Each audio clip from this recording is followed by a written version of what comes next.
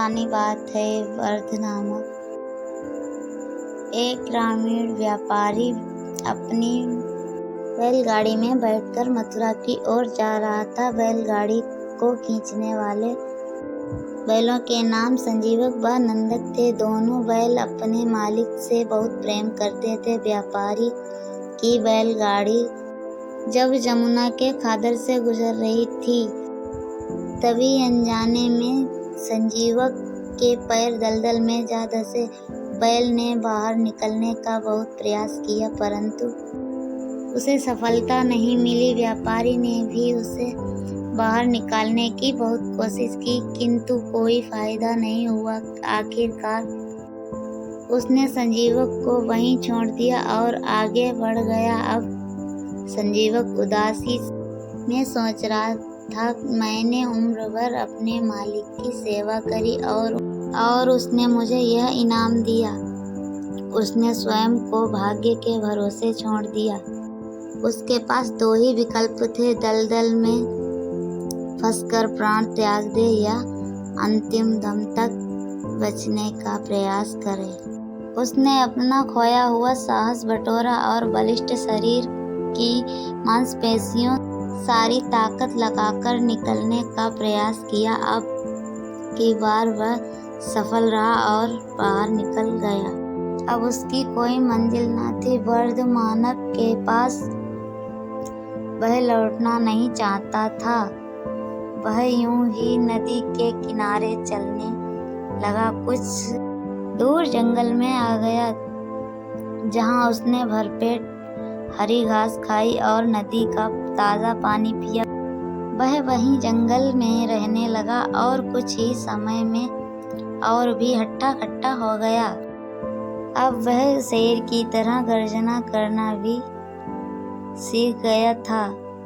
एक दिन जंगल का राजा शेर, जिसका नाम पिंगलक था, नदी किनारे पानी पीने वह आया। तभी उसने जोरदार गर्जना सुनी। ऐसी आवाज़ पिंगलक शेर ने पहले कभी न सुनी थी, अतः वह डरकर अपनी गुफा में जाकर छिप गया। पिंगलक शेर के दो भेड़िए मित्र थे, जिनके नाम दमनक और करटक थे। जब दमनक को पता चला कि शेर किसी चीज से डर गया है, तो उसने पूछा, महाराज, आप किसे देखकर इतना भयभीत हैं? मुझे बताओ, मैं आपके सामने उसे पेश करूंगा। आप तो जंगल के राजा हैं, इस प्रकार डर कर छिप जाना आपको कतई शोभा नहीं देता है।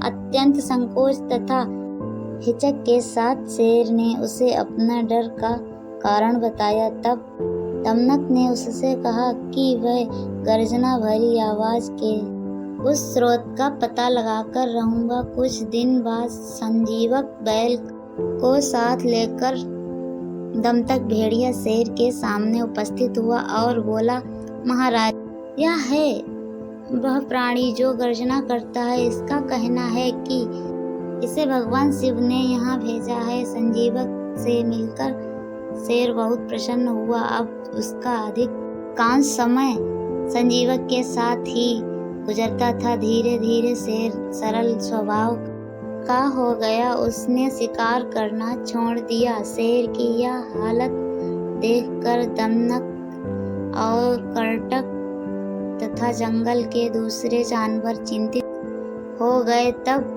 दमनक ने समस्या से मुक्ति पाने के लिए उपाय सोचा। वह शेर के पास जाकर बोला, महाराज, जीवक आपके राज्य पर बुरी नजर रखता है तथा आपको मारकर स्वयं राजा बनना चाहता है। फिर अगले दिन दमनक ने संजीवक के पास जाकर अलग कहानी सुनाई। वह बोला, शेर ने तुम्हें मारकर तुम्हारा मांस जंगल के जानवरों में बांट देने की योजना बनाई है। इससे पहले कि वह तुम्हें मार दे, तुम अपने नुकीले सींगों से उसका प्राणांत कर दो। दमनक की यह बात सुनकर संजीवक को बेहद क्रोध आया और वह शेर के सामने जाकर भयंकर आवाज में गरजने लगा। संजीवक की वह हरकत शेर को पसंद नहीं आई और उसने दहाड़ते हुए उस पर छलांग लगा दी। दोनों ही ताकतवर थे। उनमें भयंकर युद्ध होने लगा। संजीवक ने अपने पैने सींगों से शेर को मारने का प्रयास किया, लेकिन शेर ने अपने मजबूत व भारी पंजों से प्रहार कर उसे मार डाला। मार कर शेर को बहुत दुख हुआ, क्योंकि संजीवक उसका मित्र था, लेकिन दमनक ने उसे विश्वास दिला दिया था कि वह धोखेबाज है, इसलिए उसे ऐसा करना पड़ा। शेर ने बाद में दमनक को अपना प्रधानमंत्री नियुक्त किया। शिक्षा, इससे हमें यह सीख मिलती है कि चतुर प्राणी अपनी स्वार्थ सिद्धि के राह ढूंढ ही लेता है। तो दोस्तों, यहीं पर कहानी हमारी समाप्त होती है। यदि हमारी कहानी आप लोगों को अच्छी लगी हो तो प्लीज़ वीडियो को लाइक, शेयर और चैनल को सब्सक्राइब अवश्य कर ले। मिलते हैं फिर से कोई अगली कहानी।